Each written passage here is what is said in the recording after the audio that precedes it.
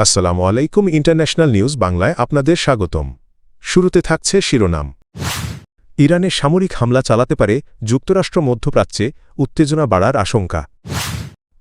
খামেনির পর কে আসবেন ইরানের নেতৃত্বে জানালেন মার্কিন পররাষ্ট্রমন্ত্রী। তীব্র কাজের চাপ মানুষকে সমকামী বানিয়ে দেয় মালয়েশিয়ার ধর্মমন্ত্রী। মার্কিন হামলার জবাব দিতে ট্রিগারে আঙুল রাখা আছে ইরান। অজিত পাওয়ারের মৃত্যু নিয়ে মমতার মন্তব্যে চটেছেন কঙ্গনা। ইরানে প্রাণঘাতী দমন-পীড়নের পর সরকার বিরোধী আন্দোলনকারীদের আরও সক্রিয় করতে লক্ষ্যভিত্তিক সামরিক হামলার বিভিন্ন বিকল্প বিবেচনা করছেন মার্কিন প্রেসিডেন্ট ডোনাল্ড ট্রাম্প। তবে বিশেষজ্ঞরা সতর্ক করে বলেছেন এ ধরনের পদক্ষেপ মধ্যপ্রাচ্য জুড়ে উত্তেজনা আরও বাড়িয়ে দিতে পারে। ব্রিটিশ বার্তা সংস্থা রয়টার্সকে সংশ্লিষ্ট সূত্রগুলো জানায় ট্রাম্প প্রশাসনের ভেতরে ইরানের শীর্ষ নেতৃত্ব ও নিরাপত্তা বাহিনীকে লক্ষ্য করে সীমিত হামলার সম্ভাবনা নিয়ে আলোচনা চলছে। উদ্দেশ্য হল রাষ্ট্রীয় কর্তৃত্বের ওপর চাপ বাড়িয়ে সরকার বিরোধী বিক্ষোভকারীদের সাহস যোগানো। সাম্প্রতিক সময় দেশজুড়ে চলমান দমন-পীড়ন অভিযানে হাজারো মানুষের মৃত্যুর প্রেক্ষাপটেই এই বিকল্পগুলো আলোচনায় এসেছে বলে জানা গেছে। সূত্রগুলো বলছে আলোচনায় থাকা বিকল্পগুলোর মধ্যে ইরানের ব্যালিস্টিক ক্ষেপণাস্ত্র ঘাঁটি এবং পারমাণবিক সমৃদ্ধকরণ স্থাপনায় বড় পরিসরের হামলাও রয়েছে। এসব হামলা দীর্ঘমেয়াদে কৌশলগত প্রভাব ফেলতে পারে বলে মনে করছেন মার্কিন নীতি নির্ধারকেরা। তবে এখনও এ বিষয়ে কোনো চূড়ান্ত সিদ্ধান্ত নেওয়া হয়নি। ইরানের পারমাণবিক কর্মসূচি নিয়ে প্রেসিডেন্ট ডোনাল্ড ট্রাম্পের নতুন করে দেওয়া কড়া হুঁশিয়ারির মধ্যেই দেশটির নেতৃত্ব পরিবর্তনের সম্ভাবনা নিয়ে মন্তব্য করেছেন যুক্তরাষ্ট্রের পররাষ্ট্রমন্ত্রী মার্কো রুবিও। তিনি বলেছেন, সর্বোচ্চ নেতা আয়াতুল্লাহ আলী খামেনিকে সরিয়ে দিলে ইরানের নেতৃত্ব কার হাতে যাবে তা কেউ নিশ্চিতভাবে বলতে পারে না। মার্কিন সিনেটের একটি কমিটির সামনে দেওয়া বক্তব্যে রুবিও বলেন, ইরানের শাসন ব্যবস্থা পরিবর্তন কোনো সহজ বা সরল প্রক্রিয়া নয়।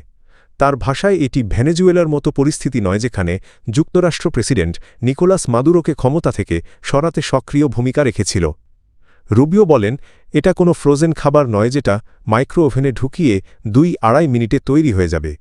এগুলো অত্যন্ত জটিল বিষয়। তিনি আরও বলেন, খামেনি বা বর্তমান শাসন ব্যবস্থা পতন হলে এরপর ইরানে কী ধরনের রাজনৈতিক কাঠামো গড়ে উঠবে সে বিষয়ে কোনো সহজ বা স্পষ্ট উত্তর কারও কাছে নেই। এমন পরিস্থিতিতে অস্থিরতা, ক্ষমতার দ্বন্দ্ব কিংবা অনাকাঙ্ক্ষিত ফল তৈরি হওয়ার ঝুঁকিও উড়িয়ে দেওয়া যায় না। বিশ্লেষকদের মতে রুবিওর এই বক্তব্য ইঙ্গিত দিচ্ছে যে ইরানের বিরুদ্ধে সামরিক বা রাজনৈতিক চাপ বাড়ানোর আগে ওয়াশিংটন নেতৃত্ব পরিবর্তনের সম্ভাব্য পরিণতি নিয়েও সতর্কভাবে ভাবছে। একই সঙ্গে এটি ট্রাম্প প্রশাসনের ভেতরেও ইরান নীতি নিয়ে জটিলতা ও মতভেদের প্রতিফলন বলে মনে করা হচ্ছে। ইরানের পারমাণবিক কর্মসূচি নিয়ে প্রেসিডেন্ট ডোনাল্ড ট্রাম্পের নতুন করে দেওয়া কড়া হুঁশিয়ারির মধ্যেই দেশটির নেতৃত্ব পরিবর্তনের সম্ভাবনা নিয়ে সতর্ক মন্তব্য করেছেন যুক্তরাষ্ট্রের পররাষ্ট্রমন্ত্রী মার্কো রুবিও। তিনি বলেছেন, সর্বোচ্চ নেতা আয়াতুল্লাহ আলী খামেনিকে সরিয়ে দিলে ইরানের নেতৃত্ব কার হাতে যাবে তা কেউ নিশ্চিতভাবে বলতে পারে না। মার্কিন সিনেটের একটি কমিটির সামনে বক্তব্য দিতে গিয়ে রুবিও বলেন, ইরানের শাসন ব্যবস্থা পরিবর্তন কোনো সহজ বা সরল প্রক্রিয়া নয়।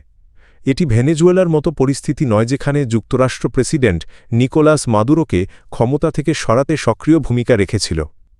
রুবিও বলেন, এটা কোনো ফ্রোজেন খাবার নয় যেটা মাইক্রো ওভেনে ঢুকিয়ে 2-2.5 মিনিটে তৈরি হয়ে যাবে। বিষয়গুলো অত্যন্ত জটিল। তিনি আরও বলেন, খামেনি বা বর্তমান শাসন ব্যবস্থা পতন হলে এরপর ইরানে কী ধরনের রাজনৈতিক কাঠামো গড়ে উঠবে সে বিষয়ে কোনো সহজ বা স্পষ্ট উত্তর কারও কাছে নেই। এমন পরিস্থিতিতে অস্থিরতা, ক্ষমতার দ্বন্দ্ব কিংবা অনাকাঙ্ক্ষিত পরিণতির ঝুঁকিও উড়িয়ে দেওয়া যায় না।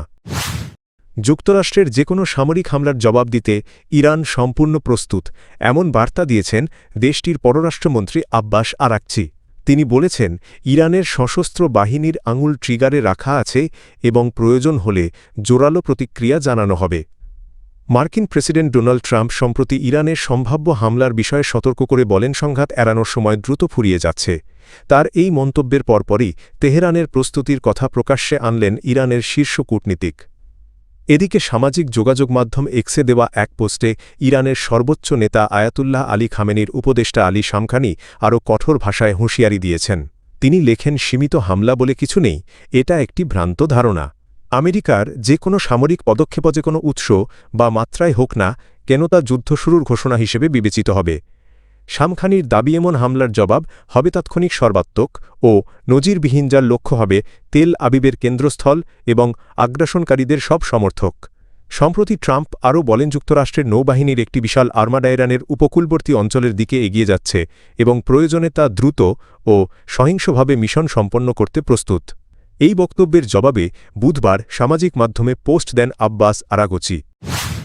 মহারাষ্ট্রের উপমুখ্যমন্ত্রী অজিত পাওয়ারের মৃত্যু নিয়ে করা মন্তব্যকে কেন্দ্র করে পশ্চিমবঙ্গের মুখ্যমন্ত্রী মমতা বন্দ্যোপাধ্যায়কে কড়া ভাষায় আক্রমণ করেছেন অভিনেত্রী ও বিজেপি সাংসদ কঙ্গনা রানাউত। বুধবার ২৮ জানুয়ারি সংসদ ভবন থেকে বেরোনোর সময় সাংবাদিকদের প্রশ্নের জবাবে কঙ্গনা এসব মন্তব্য করেন। খবর প্রকাশ করেছে হিন্দুস্তান টাইমস। অজিত পাওয়ারের মৃত্যু নিয়ে বক্তব্য দিয়ে সম্প্রতি বিতর্কে জড়ান মমতা বন্দ্যোপাধ্যায়। তার মন্তব্য ঘিরে রাজনৈতিক মহলে তীব্র প্রতিক্রিয়া তৈরি হয়। এই প্রেক্ষাপটে কঙ্গনা রানাউত প্রকাশ্যে ক্ষোভ জানান। সংসদ ভবন থেকে বেরিয়ে কঙ্গনা বলেন, ভোরবেলায় এত বড় একটি দুর্ঘটনা ঘটেছে। আমরা সবাই গভীর শোকের মধ্যে আছি। আজ সংসদেও সবাই এই বিষয় নিয়েই কথা বলছে। অনেক রাজনৈতিক নেতা হেলিকপ্টারে যাতায়াত করেন, আমরাও এভাবেই ভ্রমণ করি।